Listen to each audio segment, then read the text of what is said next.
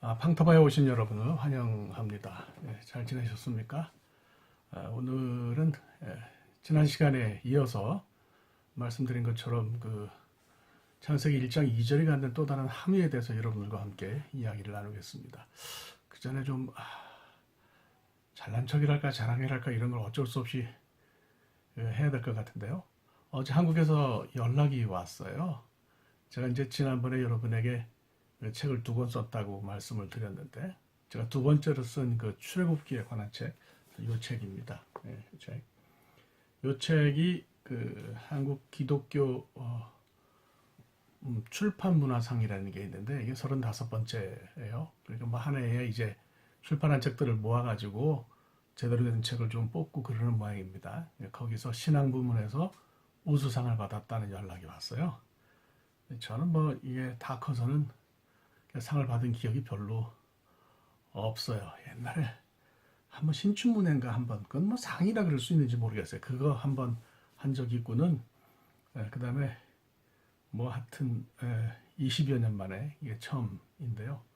이 말씀을 드리는 거는 뭐 단순히 제가 자랑하기 위해서라기보다는 저와 함께 공부하시는 것이 괜찮다. 이 창세기든 출애굽기든 함께 들여다보면서 말씀을 생각하는 걸 여러분들이 신뢰하셔도 괜찮다는 말씀을 좀 드리기 위해서 제가 이 말씀 드렸습니다. 자, 길게는 얘기 더 못하겠고요. 시간이 없으니까. 창세기 1장 2절이 가지는 함의를 한번 다시 여러분들에게 이제 말씀을 좀 드리려고 합니다. 어떤 사람들은요, 창세기 1장 2절에 보이는 그 세상의 무질서함, 혼돈스러운 혼돈된 모습, 이런 것들을 좀 이해하기 힘들다고 주장하는 분들이 있어요. 창세기 1장 1절은 하나님이 천지를 창조하셨다 이렇게 말해놓고, 2절이 되니까 갑자기 뭐 땅도 뭐 바다도 뭐 다 이렇게 막 혼란스러운 그런 상황이 된 것을 이해하기가 굉장히 어렵다고 하는 그런 얘기예요. 그래서 1절과 2절을 연구한 사람들 중에 창세기 1장 1절과 2절 사이에는 우리가 알지 못하는 엄청난 우주적인 사건이 있었다 이렇게 말하는 분들이 있어요. 이런 주장을 하는 분들을 우리는 재창조론자, 재창조술을 주장하는 사람들 이렇게 이야기를 합니다. 영어로는 recreation theory가 되겠죠.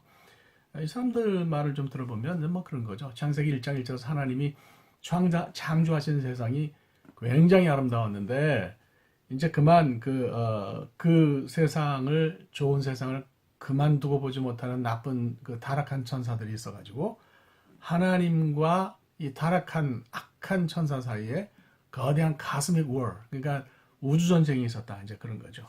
그래서 이 우주전쟁 끝에 물론 하나님이 당연히 승리하셨지만은 세상은 온통 핵폭탄을 맞은 것처럼 다 망가졌다. 이런 주장을 하는 거예요.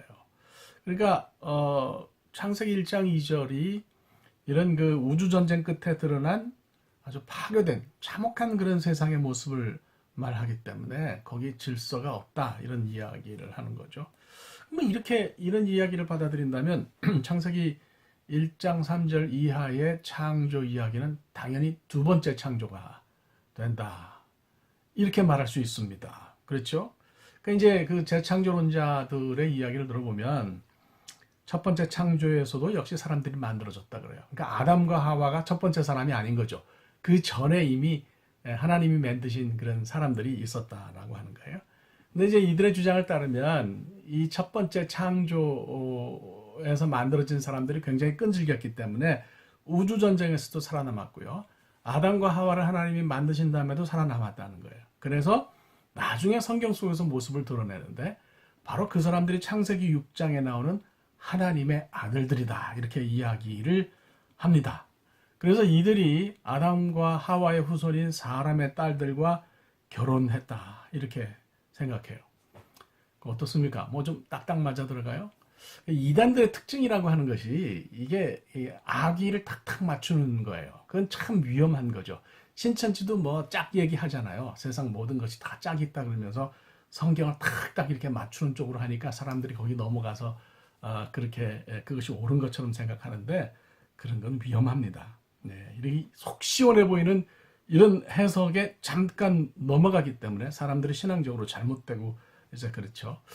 창세기 6장은 사실 제가 그 소개한 그 클라우스 베스터만이 이미 뭐라고 얘기했냐면 운석과 같은 본문이라고 이야기를 했어요. 이게 뭐냐면 이스라엘 바깥에서 날아 들어온 그런 용어들이 사용된 본문이다 그런 뜻이에요.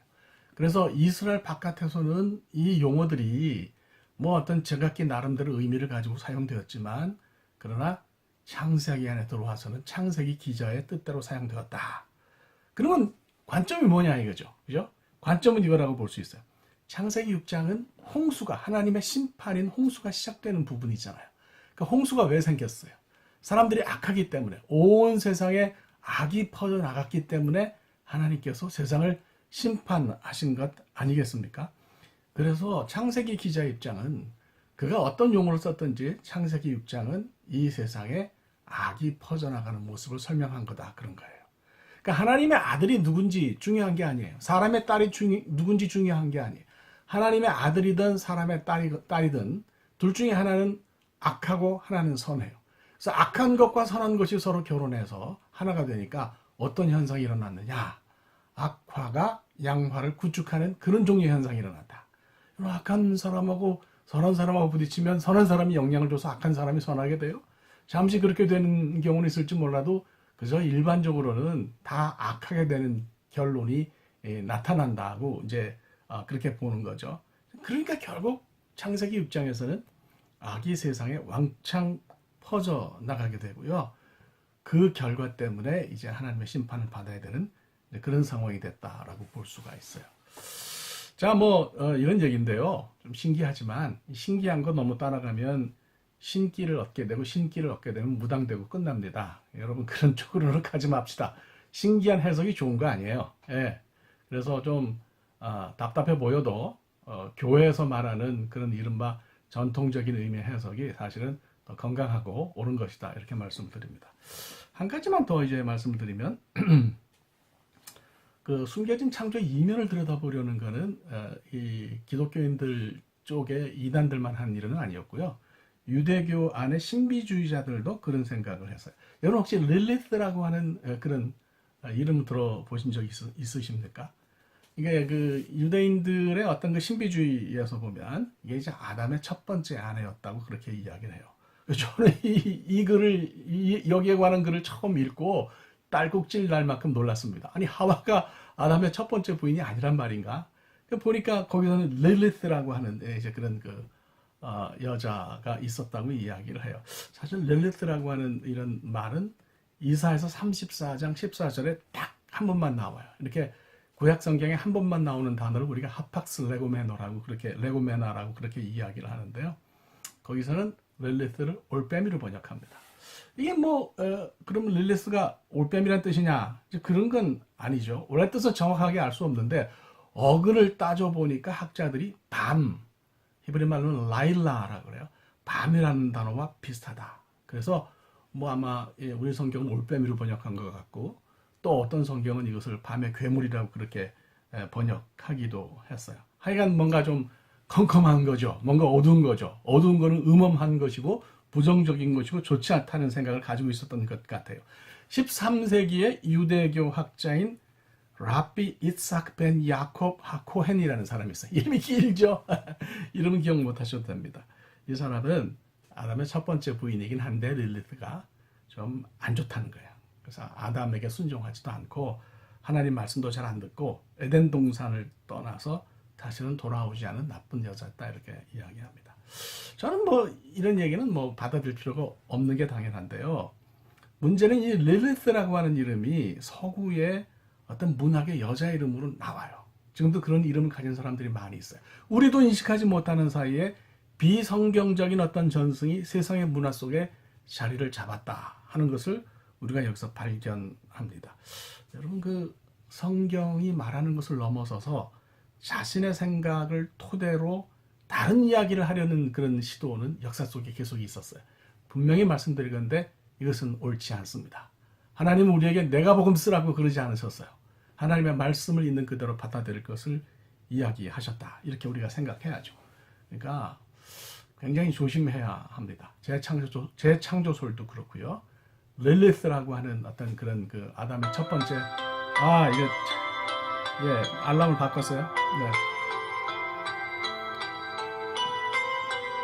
10분이 다 됐기 때문에 뭐 이제 더 다른 얘기는 할 수 없고요. 또 실제로 다 할 얘기도 다 했습니다. 그래서 말씀드린 것처럼 렐레스라고 하는 이야기에서도 우리가 좀 그 경고의 메시지를 읽어야 돼요. 이거 성경에 내 생각을 집어넣어 가지고 그 뒤에 있는 거 이상한 거 신기하다고 파는 거는 옳지 않구나. 여러분들이 좀 이런 생각을 많이 해 주셨으면 합니다. 네, 오늘 공부는 여기서 마치도록 하겠습니다. 감사합니다, 여러분. 다음 시간에 또 뵙겠습니다.